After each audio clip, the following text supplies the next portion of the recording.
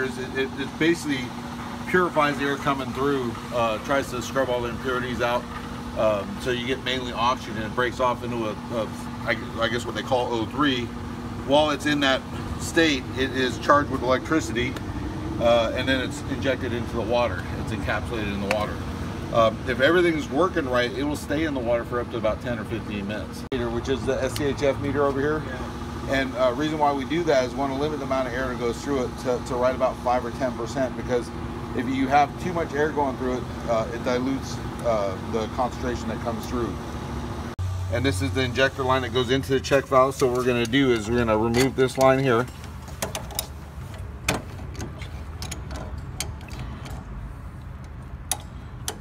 Yeah, you want to make sure you hold the stainless check valve, because if not, you're gonna twist it. Yeah, it's attached to a plastic nut that'll break pretty easy. Yep.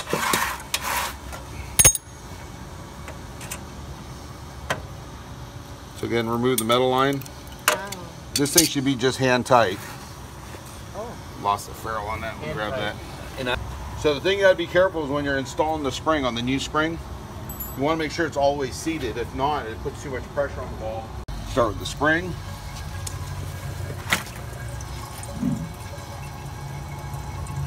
Sometimes it takes a couple tries to get that guy in there. If you center it, it should drop right down the middle. What if you have the machine on its side? Well, usually we have it on that lift over there that he's using. Yep.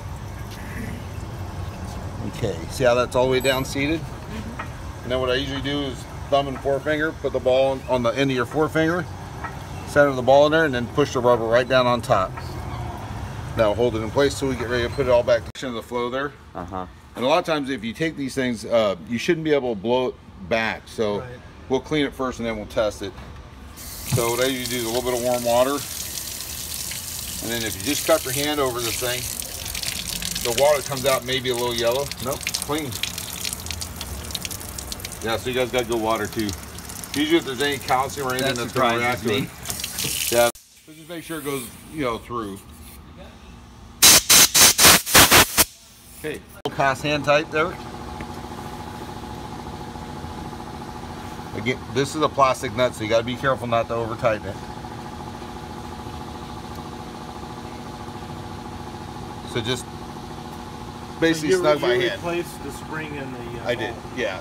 And the thing was, I was explaining is on that spring, if it's not always seated, if it doesn't drop all the way down in there, it comes out and it puts extra tension on the ball. You only have about 25 psi going through the machine. Sometimes it's not enough to push it off its seat, so you got to make sure it's seated all the way in. You got to find the barrel for this guy. There it is. So typically I'll start with this end first. Thread on. Make sure you thread it by hand before you put a wrench on it. Sure. And these don't have to be super tight. So once you got that in place, give a little bit of pressure, push that in place. Just has to be snug, right? Yeah, these you want to make sure they're tight. You don't want them leaking, but make sure you back it with the wrench so you don't twist that any further and break the nut.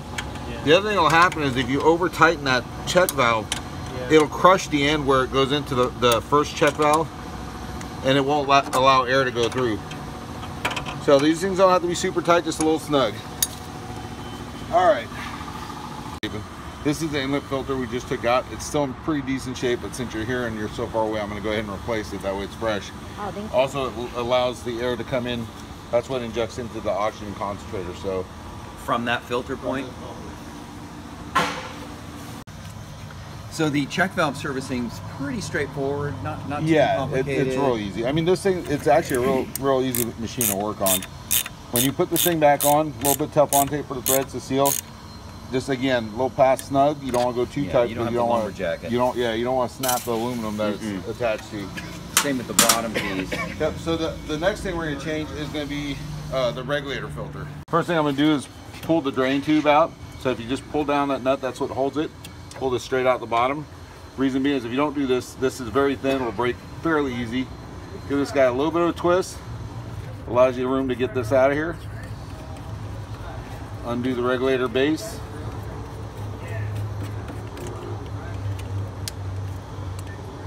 A little bit of water in there, got a little bit of moisture. Now, one thing that's really important on these machines that happens all the time is this is actually a drain, and right now it's all the way closed, allowing the water to stay in there. When you put it back on, make sure it's at least a half or one turn open. That allows the water to come out. The water that was in this was trapped. It could not come out the auto drain. So on the filter, you just twist, that comes right out. This filter is actually in really good shape. It's near new. I think we're gonna go ahead and change it anyway. I'll give you that one for a spare. When you put the new one on, just make sure it's attaching the base there. Take it right from the bottom and it should just twist right back on. Nice. Go ahead and screw this guy back on there. Let me dry it out. They're pretty water resistant. They're not waterproof. Well, I'm more concerned about the crap flowing in the air. Yeah, no, because unless the machine's running, it doesn't have the ability to suck that in. So go ahead and just start the threads on that. We'll screw it all the way back up there. So is there any explanation of how that drain plug was closed? No, probably from the factory setting, it just never was opened. So typically what I like to do is take them about a half turn to 3/4. Again, pull the bottom open, and we'll go ahead and slide this guy right back in the bottom here. So it's not something that it could tighten down itself? No, no. Good. So when you stick the tube all the way in, just make sure it's always seated, and then just push this right back up, and it locks it in. So we're going to check where this is set. We typically like to have these right about 2 turns from the top. So we're going to, again, take it all the way down and make sure it's seated. This is going to be full open. And then we're going to take it back down 2 turns. Typically we like the air to be set right about 20 psi. So that's all the way down. So that's 1, 2. Okay. So the other thing you want to look at when you're in here is you want to make sure that all the hoses and the tubes are all attached properly, that there's no cracks. A lot of times what will happen is moisture will get up into these fittings, and if it's super cold out, if it gets into a freezing level, it could actually split the brass fittings. So it's really important to inspect all the hoses. There's hoses that lead into the injector and also into the cooling tube on the other side here. It has an intercooler, which is this guy here, that cools the air that goes through. As the water comes up, the airline is actually coiled around this water tube here. As the compressor's running, it generates heat, and as the heat goes through here, it cools it down, because the cool air has the ability to have more oxygen content. So without it, it makes a huge difference. This is the water pump. This is the air compressor. The water pump does have a mechanical seal up underneath here. If ever you see water leaking down and you decide that that's where it is, we do have all the replacement parts for those. We just need to know what size motor it is. They came both ways, either a 0.33 or a 1/2 horse. That will make a difference in the size of the shaft. So basically you'd have to open up and let us know which motor you have. You don't know what size it is just by looking at it now? This one looks like the 1/2 horse. You can take a look. You should have an ID tag on it.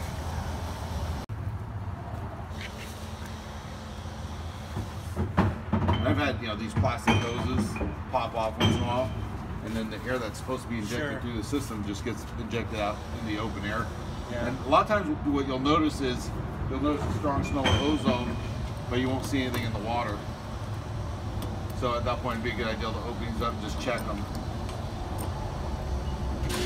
I'm not sure what you mean, we don't see anything in the water. Oh, you mean... If you don't smell the ozone in the water, but you smell it around the machine, then it's a good idea to open it up and just check these little plastic lines. Sometimes they'll, the knurls that hold them in there will break, and that'll allow the hose to pop off. The water.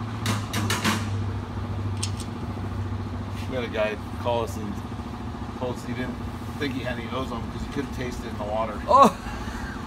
But, wow, okay. He's been drinking too much ozone.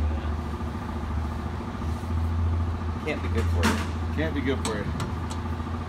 Probably a good way to fight bad breath, though, I imagine. I don't know.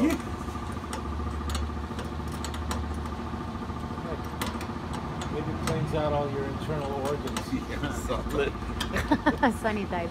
Just make sure everything's tight. Alright. If there's anything else that's in here that's bad, I mean, everything else, this thing's in great shape, man. It's like a brand new machine. So It's I parked told you. inside all the time. We love our awesome machine. but see, the thing is, if we didn't do the service, like the water that was in that filter would push it into the oxygen concentrator, and it would damage the concentrator.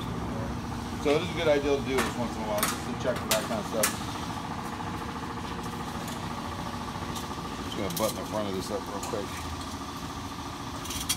And we'll test it. Get that screwdriver.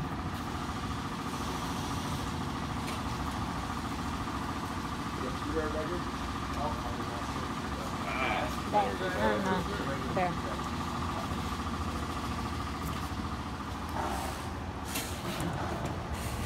So when you guys use this, are you using it with a barrel washer, or how are you using it? Or just Barrel with washer and then spray nozzle? We just fill up barrels with ozone water. Can we use it with the barrel head? You can use it with a barrel head, yeah. We do have that.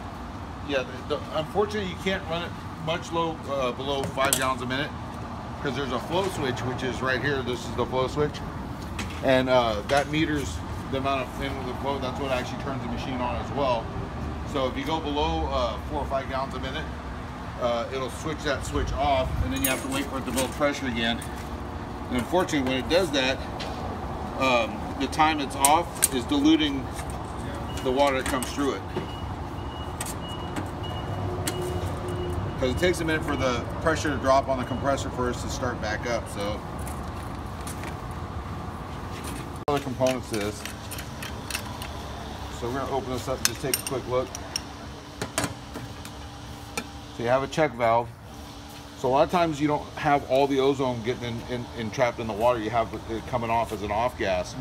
And the bubbles that come off as an off gas actually travel through this one-way check valve, and then they go through the cap. And the cap, at the very end of the cap, there's what's called a Carlite bag. It's up underneath that screen. So to replace that, you just pull the white plastic out.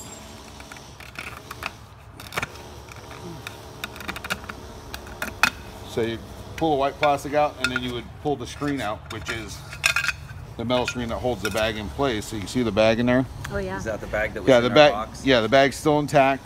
Everything still looks good. So we'll go ahead and reuse that. If you have quite a bit of smell coming off as off gas, you want to change this, because as the air or as the ozone passes through there, it basically filters it out and becomes air as it passes. So it just scrubs all the ozone out.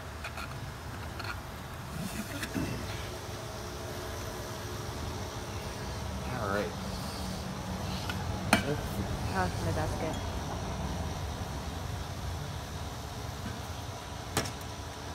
When you go to replace that, it's actually a real good idea to do it right over a garbage can, because if their bag is deteriorated, all that stuff comes crumbling out of there. Is this the same one? Same one.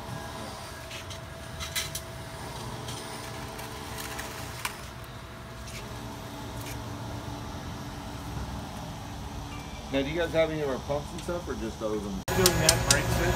Yeah, just knocking all the stuff out of the tip there. Okay. So what we want to do is let it run until you get a noticeable smell.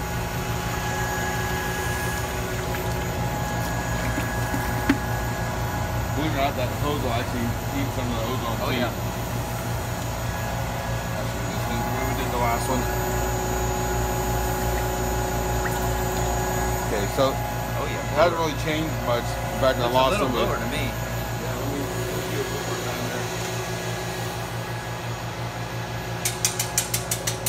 Probably because of my hand, I got all this stuff on my hand. The Carlite.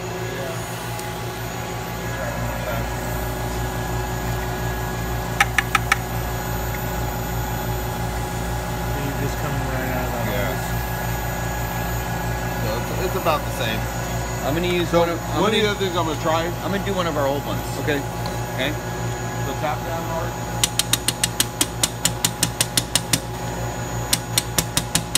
I don't know if that worked. Yep, and then hold it upright. Which way? Like And then this? hold it upright. Yeah. And just break the tip. Yeah, and break the tip off. Oh, break the tip off? Yeah, once it's down there. Do it not with your hand. Just push it against the hose or something. Oh, okay. Give it a shake. So we're probably still about 0.8. So one of the things I want to do